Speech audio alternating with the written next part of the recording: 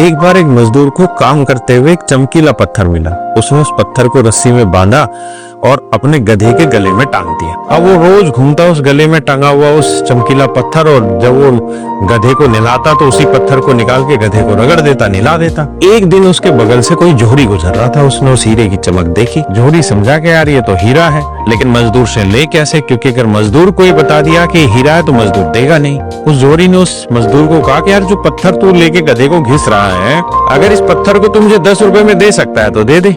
मजदूर ने सोचा कि ठीक है, इसका करना ही क्या। उसने 10 रुपए में पत्थर दे दी। लेकिन उस हीरे को पकड़ के जो जोहरी था वो खड़ा था, और जैसे ही वो चलने लगा तो हीरा उसके हाथ से छटक के नीचे गिर गया और टूट गया। उसने उस हीरे को कहा कि यार अभी तू गधे के गले में इतने दिनों से लटका हुआ था, वहां तो तू नहीं टूटा, और मेरे हाथ में आते ही तू टूट गया। तो हीरा खड़ा हुआ और उसने कहा, उस गधे को और उस मजदूर को तो मेरी कीमत नहीं पता थी, लेकिन तू तो जोहरी है, तू तो मेरी कीमत जानता है। तू मेरी कीमत 10 रुपए लगाएगा तो सीधी सी बात मैं टूटूंगा ही।